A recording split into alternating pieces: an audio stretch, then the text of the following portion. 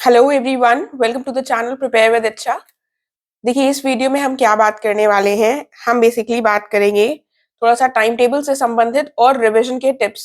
ठीक है, लेकिन उससे पहले एक बहुत इंपॉर्टेंट बात है जो मैंने कल वीडियो बनाया था GS 5 और 6 का। ठीक है, तो मैंने तो अपनी तरफ से बहुत ज्यादा रिसर्च कर कर तभी इतना टाइम लिया था कि मैं अच्छे से सही चीज जो मेरी नॉलेज में मुझे बेस्ट लगे वो मैं प्रोवाइड कर सकूं। लेकिन उसमें बहुत सारे बच्चों ने मुझसे बहुत ज्यादा क्वेश्चंस पूछ लिए हैं कि आपने इसको क्यों नहीं रिकमेंड किया, आपने उसको क्यों नहीं रिकमेंड किया। राइट, तो मैंने ये कल भी क्लियरली बोला था कि कोई भी सोर्स परफेक्ट नहीं है। ठीक है, अगर आप किसी भी सोर्स से पढ़ रहे हैं, आपको वो अच्छा लग रहा है तो बिल्कुल आप पढ़िए। और ये बहुत इंपॉर्टेंट है कि जब मार्केट में बहुत सारे सोर्सेज अवेलेबल हों, तो हम चाहे मेरी बात मानकर, चाहे अपनी गट फीलिंग से, या फिर चाहे किसी भी व्यक्ति की बात मानकर जिस पर आपको ट्रस्ट हो, उसकी बात मानकर आपको जो भी आपका रिसोर्स है उस पर आपको थम जाना है। ठीक है, क्योंकि ऐसे तो आप इनकी भी किताब पढ़ लेंगे, किसी को इनकी किताब अच्छी लगेगी, किसी को इनकी किताब अच्छी लगेगी, and there is no end to it. कोई अंत नहीं है इसका। किसी की किताब में कुछ अच्छा होगा, किसी की किताब में कुछ अच्छा होगा। थोड़ा सा विश्वास कर कर मुझ पर, खुद पर, किसी और पर रुक जाइए। जो भी सोर्स आप फॉलो कर रहे हैं उसी को कीजिए। ठीक है, मतलब मुझे नहीं लगा था कि इतने सारे क्वेश्चन मुझसे पूछ लिए जाएंगे, बट कोई बात नहीं, पूछ सकते हैं आप लोग, बिल्कुल पूछ सकते हैं। जो रिसोर्सेज मैंने बताए, मैंने कल बोल दिया था, they are not completely perfect कि बस इसको पढ़ लो हो गया। ठीक है, तो ये भी समझने की जरूरत है कि अगर कोई व्यक्ति टॉपर बनते हैं तो सबके जो रिसोर्सेज है वो सेम नहीं होंगे। किसी ने कोई किताब पढ़ी होगी, किसी ने कोई किताब पढ़ी होगी। ठीक है, तभी आप किन्हीं भी दो टॉपर्स के देख लीजिए, उनके पूरे पूरे रिसोर्सेज सेम नहीं होंगे। शायद उन लोगों की एक बुक हो कॉमन, लेकिन सबके अलग अलग रिसोर्सेज होते हैं। ठीक है, तो इसीलिए परेशान मत होइए, अपने ऊपर कॉन्फिडेंस रखिए। अगर आपको कोई दूसरे पब्लिकेशन की, किसी और कोचिंग की बुक अच्छी लग रही है तो उस पर भरोसा करिए। मैं बिल्कुल भी नहीं कह रही हूँ जो मैं बता रही हूँ वही फॉलो कीजिए, अनटिल एंड अनलेस आपका मन हो मेरी बात को फॉलो करने का। ठीक है, तो थोड़ा सा रुक जाइए और उसी बुक को फॉलो कीजिए, ये बहुत इंपॉर्टेंट है। राइट, क्योंकि मैंने बहुत मेहनत से उसको रिसर्च कर कर बनाया था और उसमें मैंने नहीं सोचा था मुझसे इतने सारे क्वेश्चंस पूछे जाएंगे।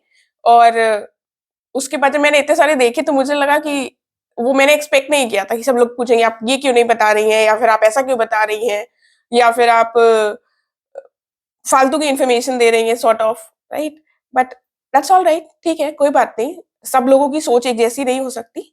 सब लोग नहीं समझ सकते कि कौन कितने एफर्ट्स किसके लिए कर रहा है, but that's completely all right. Even I should understand. धीमे धीमे मैं भी समझूंगी, क्योंकि अभी YouTube is new to me too. कोई बात नहीं। खैर, बात करते हैं आज के टाइम टेबल की। ठीक है, तो टाइम टेबल वाली बात मुझसे एक बच्चे ने पूछी थी, और कोइंसिडेंटली आज ही मैंने एक हिंदुस्तान टाइम्स के न्यूज में देखा। एक जेई का स्टूडेंट है, उसका शेड्यूल।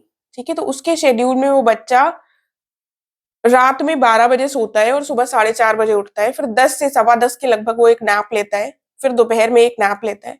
मतलब बहुत ही ज्यादा हार्श टाइम टेबल। ठीक है, तो मतलब पढ़ने वाले इतना पढ़ते हैं, राइट, लेकिन उससे हम मोटिवेट हो सकते हैं कि बताओ लोग इतना पढ़ रहे हैं तो हम भी पढ़े। हमसे छोटे जो 12th पास हुआ होगा वो इतना पढ़ रहा है। ठीक है, तो मोटिवेशन उससे जरूर मिल सकता है, लेकिन ऐसा टाइम टेबल लॉन्ग रन में सस्टेनेबल नहीं होता। ठीक है, तो पहली बात तो मैं टाइम टेबल में सुबह उठकर 10 से 10:15 ऐसे करेंगे, या फिर 8 से 9 ऐसा करेंगे, 9 से 10 ऐसा करेंगे, वो मैं रिकमेंड नहीं करती हूँ। मैंने भी बहुत बार ट्राई किया है कि ऐसा वीडियो बनाऊं, या फिर सॉरी ऐसा टाइम टेबल बनाऊं, लेकिन वो पता है उसमें क्या होता है कि जिंदगी बहुत रिस्ट्रिक्टेड हो जाती है। और हमारे जीवन का प्रत्येक दिन सेम नहीं हो सकता। कुछ दिन सेम होते हैं, कुछ दिन नया हो जाता है। ठीक है, तो ऐसे टाइम टेबल के पीछे मत भागिए। मैं अपनी तरफ से ये रिकमेंड करूंगी, आपको लगता है आपको बनाना चाहिए तो बिल्कुल बनाइए। ठीक है, तो लेकिन जैसे उस बच्चे के टाइम टेबल, वो मैंने टेलीग्राम में इमेज शेयर करी है, कोई इंटरेस्टेड हो तो देख सकता है। तो जैसे उस बच्चे का टाइम टेबल था ना, ये वाला टाइम टेबल आपका तब होना चाहिए जब आपका प्रीलिम्स में 1 महीना बचा हो। ठीक है, और आपका जब प्रीलिम्स क्वालिफाई हो जाएगा और मेंस के लिए आपको टाइम मिलेगा, तब आपको लिटरली ऐसे ही टाइम टेबल बनाकर, या फिर 16-17 घंटे, नॉट टाइम टेबल एग्जैक्टली बनाकर, लेकिन 16-17 घंटे पढ़ना ही पड़ेगा। ठीक है, तो पढ़ता है इंसान। जब उस पर आती है, जब उसको लगता है मेंस क्वालिफाई करना है और सब जी जान लगा लेनी है, 17-18 घंटे भी पढ़ता है। बस सो और पढ़ो। मतलब that is what even I have done. जब मैंने मेंस क्वालिफाई किए हैं तो मैंने पूरे पूरे दिन सिर्फ पढ़ा ही की है, बाहर निकल कर कुछ देखा ही नहीं। ठीक है, तो वो आपको भी करना पड़ेगा यदि क्वालिफाई करना है, क्योंकि बहुत कंपटीशन है, बहुत सिलेबस है, बहुत सारे फैक्टर्स हैं। ठीक है, चलिए तो वापस आ जाते हैं। तो ऐसा टाइम टेबल मत बनाइए, अभी टाइम है एग्जाम में, और ये फिर आप फॉलो नहीं करवाएंगे तो और गिल्ट में चले जाएंगे। लेकिन क्या कर सकते हैं, आप बच्चों को प्रीलिम्स भी पढ़ना है, मेंस भी पढ़ना है, तो वो मैनेज नहीं कर पा रहे हैं, तो आपको अपने दिन को 2 पार्ट्स में डिवाइड करना है। मान लीजिए दोपहर के 3 बजे तक जो भी मेरा पढ़ाई का समय होगा, वो मैं दूँगा प्रीलिम्स को, ठीक है? और 3 बजे के बाद जो भी मेरे दिन भर का समय होगा, वो मैं दूँगा मेंस को, राइट? अब ये भी होना चाहिए कि आप 3 बजे से पहले कितने घंटे पढ़ रहे हैं, 3 बजे के बाद कितने घंटे पढ़ रहे हैं, थोड़ा-सा बैलेंस बनाकर। लेकिन मैं फॉर एग्जाम्पल बता रही हूँ। इस तरह से जब आप कर लेंगे ना, तो आपको प्री और मेंस की चीज़ें क्लैश नहीं करेगी। ठीक है? वरना सारी चीज़ें थोड़े टाइम प्री कर रहे हैं, फिर कुछ देखा, अरे फिर उसको मेंस करने लगे, तो चीज़ें बहुत जम्बल्ड अप हो जाती हैं, जो नहीं करना है हमको। ठीक है? तो 2 पार्ट्स में डिवाइड कर लेंगे, चीज़ें सॉर्टेड रहेंगी आपकी। दूसरी चीज़ आती है, देखिए, मैंने ऑलरेडी टेलीग्राम चैनल पर प्रीलिम्स और मेंस के लिए 2 शेड्यूल्स बनाकर दिए हुए हैं। इससे संबंधित शायद एक वीडियो भी बना चुकी हूँ मैं, कि कैसे चीज़ों को फॉलो करना है। आप लोग चाहें तो उसको प्रिंट आउट निकाल कर अपनी वॉल पर स्टिक कर लीजिए। तो आपको पता रहेगा इस तारीख को मेरा टारगेट ये है। आपको अपनी तरफ से टारगेट बनाने का जो मेहनत होती है वो नहीं करनी पड़ेगी। ठीक है? जब आपके टारगेट होते जाएँ, उसी को अपनी वॉल पर चिपका कर कट करते रहिए। तो कितना ईज़ी रहेगा। ठीक है? मतलब ईज़ी रहेगा। ठीक है?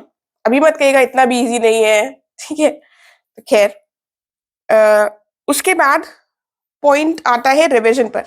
अब ये बच्चों को कंफ्यूजन है कि अब प्रीलिम्स की चीजें हम भूल जा रहे हैं या फिर हम मेंस की भूल जा रहे हैं। ठीक है? तो रिविजन तो आपको करना ही पड़ेगा। विदाउट रिविजन कोई ऐसा नहीं होता कि वो रिवाइज ना करे, एक बार पढ़ लिया उसको एकदम सब कुछ याद हो गया। जितने बार हम चीजों को रिवाइज करते हैं, उतने बार हम चीजों को पक्का करते हैं। ठीक है? तो रिविजन के कुछ ट्रिक्स हैं जो मतलब मैंने फॉलो किए हैं और जो बहुत हेल्प करेंगे। फॉर एग्जाम्पल, आपने पॉलिटी पढ़ी है, ठीक है? आज आपने पॉलिटी पढ़ी है, तो कल जो आप ज़रूर चीज़ें करेंगे, कल आप ब्रश ज़रूर करेंगे, आप खाना ज़रूर खाएँगे और आप सोएँगे ज़रूर, ठीक है? तीनों टाइम में जब आपके दिन में आप शायद आपको कल पॉलिटी ना पढ़नी हो, कल आपको मॉडर्न हिस्ट्री पढ़नी है मान लीजिए। लेकिन जब ये 3 टाइम्स होंगे, तीनों टाइम आप पॉलिटी के एक बार फंडामेंटल ड्यूटीज़ रिवाइज़ कीजिए, उस काम को करते हुए। उसके बाद दूसरी बार आप फंडामेंटल राइट्स रिवाइज़ कीजिए, एक बार डीपीएसपी कीजिए, एक बार प्रेसिडेंट से रिलेटेड आर्टिकल्स रिवाइज़ कीजिए, ठीक है? तो जब आप कुछ ऐसे काम करते हुए मन में सोचकर चीज़ों को रिवाइज़ करेंगे, तो वो सबसे इफेक्टिव वे होता है कि हम चीज़ों को याद रख सकें लॉन्ग रन तक, ठीक है? अदरवाइज़ हम अब ऐसा तो है नहीं कि आपने अभी पॉलिटी रिवाइज़ की है, फिर आप अगले हफ्ते उसी को कर पाएँ। इतना प्रैक्टिकल नहीं हो पाता। एटलीस्ट 15 दिन या 1 महीने का गैप देना ही पड़ता है, क्योंकि बहुत सारी चीज़ें हैं, राइट? लेकिन जब आप इस तरीके से एक बार अपने आप अपने दिमाग में रिकॉल करने की कोशिश करेंगे, तो आपको डेफिनिटली चीज़ें याद रह पाएँगी। इसको फॉलो करने की कोशिश कीजिएगा। आई होप आपको हेल्प मिलेगी। तो टाइम टेबल से रिलेटेड मैंने ऐसा कुछ एक्स्ट्रा नहीं बताया कि आप इतने बजे सोइए, इतने बजे उठिए। आई थिंक कि वो सारी चीज़ें व्यक्ति से व्यक्ति पर निर्भर करती हैं और डिफर भी करती हैं। हमें अपने कन्वीनियंस के हिसाब से चीज़ों को करना चाहिए, और ये जो भी टाइम टेबल अगर आप पर्सनल लेवल पर बना भी रहे हैं, ऐसा बनाइएगा कि वो सस्टेनेबल हो और वो प्रैक्टिकल हो, ठीक है? जिसको आप फॉलो कर सकें। टाइम टेबल आपको गिल्ट ना दे, टाइम टेबल आपको मोटिवेशन दे। ये बहुत इंपॉर्टेंट है। ठीक है? तो आई होप अब थोड़ी-सी क्लैरिटी आ गई होगी इसके रिगार्डिंग और रिविज़न से संबंधित भी। इन केस आपको कोई क्वेश्चन है, कोई क्वेरी है, तो आप कमेंट में पूछ सकते हैं। टेलीग्राम चैनल के माध्यम से भी मुझसे जुड़ सकते हैं, जिसका लिंक आपको डिस्क्रिप्शन में मिल जाएगा।